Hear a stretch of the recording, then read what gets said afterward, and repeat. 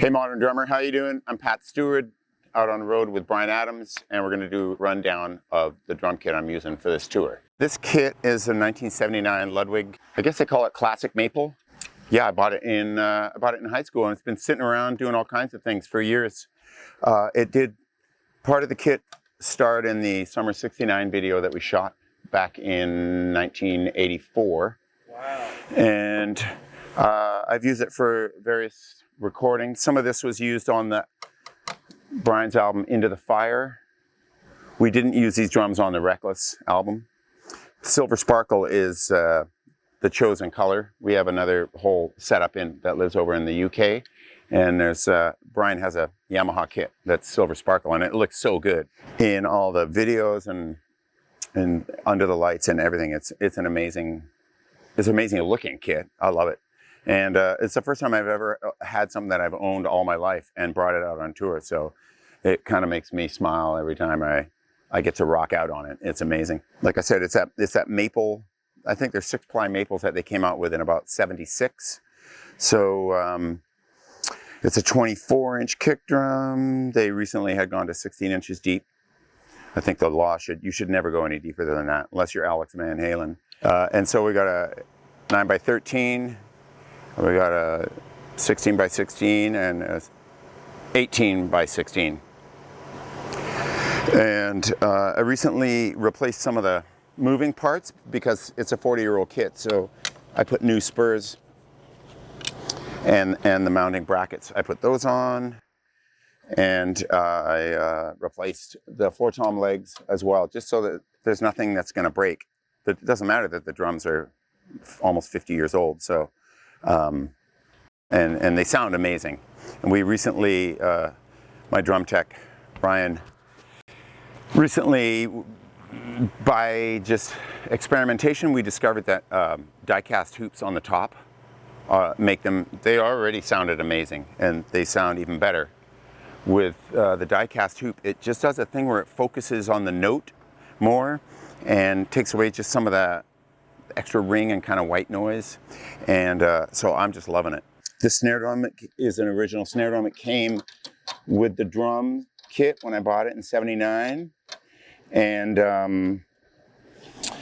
I used it when I toured with Bryan on the Reckless tour in 1985. That was my main snare on that tour, and I had another one like it as a backup, so I just used that. So I realized I needed to get something kind of big and powerful, this kind of depth, but maybe just a little more muscle to it. And, I saw a lot of Taylor Hawkins videos in the last few years, and another friend of mine had one of these, and I heard a little video of him playing in a club, and I thought it sounded amazing. I just decided I'm gonna try one of these out. It's a bell brass. It's made by Gretsch, and it weighs, I don't know, I say it weighs 40 pounds. I think it's 18.5 pounds, but it weighs a lot. So you gotta definitely have the right piece of hardware to hold that snare.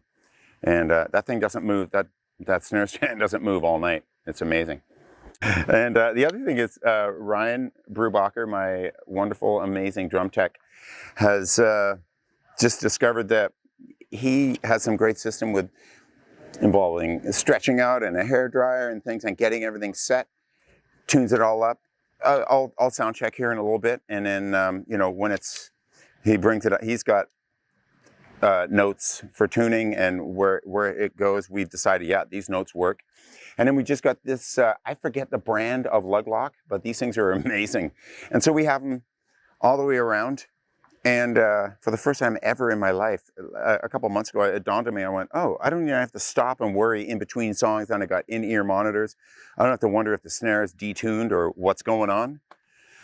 So it's an amazing system. It's great. Tune them up and just do a show for 90 minutes and not have to think about anything. So it's really, really useful for doing these kinds of shows and this kind of tour, But I mean, I think if you were doing club gigs and things like that with a smaller band, it would still make sense, and you don't have to, tune it up, set it, and you don't have to think about it. So I'm using Yamaha bass drum pedals. This was a brand new one. I saw Steve Jordan talking about what he was going to go out with last year, which included that snare drum. And then he showed that he was using this pedal, and I went, I think those things look amazing. Okay, I'm going to get one of each. So I go back and forth. This was the main one for a little while, and now it's the spare. And then the main one is I don't have the model number, but it's kind of more the entry-level Yamaha pedal that they've made for years. And I've used it. I've used some Pearl pedals, and there's a bunch of pedals at that level that they work great, they feel good, and so I just keep using them. You know, I don't have to have a $5,000 pedal to do the job. So when I put this kit together back in last August of 2022, I got a bunch of this DW hardware because I've always liked this tilter up top here. You know, just the way that works. I love that, and I'm using it. I'm using them all primarily as straight stands. I prefer that. That's almost too much boom for me. I kind of wanted to put an L arm on the bass drum and have it, you know, 1960s / John Bonham style. But I didn't really want to do anything and damage the drum shell. And there is a couple of options I'm looking at. But I'm back out here playing, and I'm just playing every night, and everything works. So that's that. My cymbals are Sabian, and I've been playing them exclusively since 1984. I'm one of the early poster boys, along with back in 84, 85, and it was Phil Collins, and it was it's just a handful of people. And I don't think I was on the early posters, but I'm from that genre, from that generation of guys. And I love it. They've been an amazing company to me for 38 years. Back in 1985, we did a thing when I was touring with Bryan, and we created a cymbal called the Laverde. So, there was a guy that came and visited me on a couple of shows in Texas, and then we went back and forth to the head office there with a gentleman named Nort Hargrove, who was a long time, first Zildjian, and then when they became Sabian, and he's worked with any drummer you can name, and he's worked with them. We had a few phone calls back and forth about, in this band, it's a little different today, but in 1985, all I ever did was play the bell with Bryan. All the music. There's not really a lot of ride cymbal songs. Since then there are, but at that time there was 3 albums worth of stuff, and it was just bell, you know, quarters, just quarters on the bell and all that. So we designed this cymbal with the idea that it didn't have a lot of this. There's kind of that note. So we got rid of that and made this really dead cymbal with a great bell called the Leopard. So I still have the original one that I used on that tour. It's at home. Sometimes I feel like I might just bring it out, but it looks like you tighten it up. I keep it tight.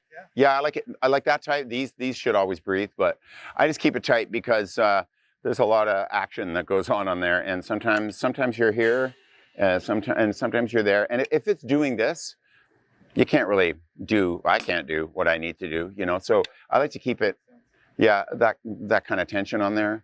And, you know, sometimes you show up somewhere and you got gear and you got oh, no, it's not, I need an extra felt or something. I don't know if we have 2. No, these ones you can do some great adjusting. That's another good thing about these DW cymbal stands and the tilter. And there's a whole mechanism in there that you can make the space smaller, you know, so you don't have to have a lot of felts. But the other thing is, for this tour that we've done this year, I was able to get, they put some stuff together for me. I discovered that I really like these cymbals called a vault, and these are the last of them. They had a few in the factory. They don't make them anymore. And Mark Love, who's one of the longtime employees up at the office of Sabian in Canada, we go back a few years. So once in a while I talk to him about something, and he says, "We're not doing that, but we can do a lathing process that will basically be the same." And so we did have a couple made, and then they had a couple old ones in the factory. So I was able to take those. And then the other thing we took was this one here.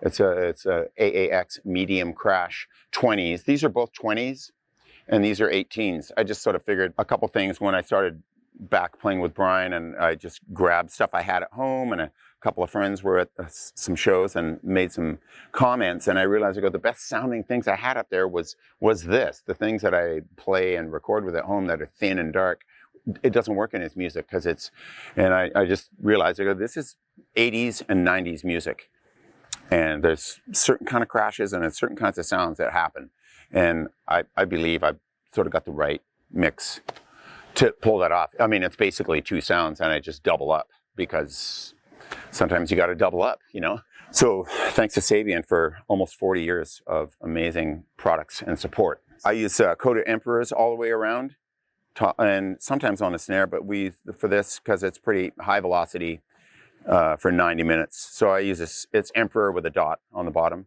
Emperor X. And for what I'm doing, it's working really great. I recently changed, I said we got die-cast hoops on all the toms, and I took the die-cast off here. There's a sonic thing that I kind of prefer with the traditional triple flange hoop. So, I mean, it's drier when you have the die-cast, and that's a super cool sound too. But I decided this run, I want to go back to this, and I'm liking it. So that's that. And of course, a cowbell. We used it the other night. I don't really use it a lot. There's a few songs, but we don't really play them. But if it comes up, then I'm ready to go. So it's just, it's a cowbell. Oh, and the other thing is I just started working with a company also out of Canada called Los Cabos Drumsticks. It's great. I wanted to endorse a Canadian company. And, so I'm, 3/4 of what I've got up here is Canadian made. So, I mean, over here I got a click track, mostly just to reference tempos. And there's a few songs where I keep it running just for comfort vibe for everyone and for Bryan when he's singing. How loose is the set when you guys play? I mean, is it all scripted, or is it just like they can throw something new in? There's some new ones, and there was a couple of things last week where just because we're in Detroit and it's a rock city and you got a rock extra, so he threw in a couple things, and I'm like, this is going to be awesome. This is great. That was from one of the last show in Georgia. So a lot of that is the basis of the set, and it's great because then you can come out and do your show and you know what's going on. It's good to throw in a couple of randoms, and we do a section later near the end of the night where we'll take some requests, and that's fun too because if we really don't know it, he'll just do it by himself, and people love it either way. They like the band, they like it when they just want to hear him sing. So, and it's pretty amazing.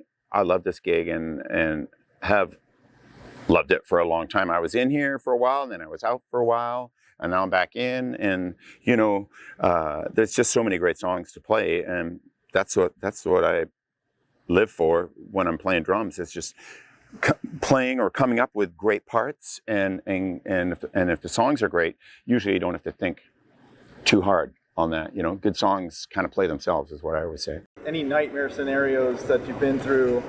Yeah, we had one recently. It was second to last. We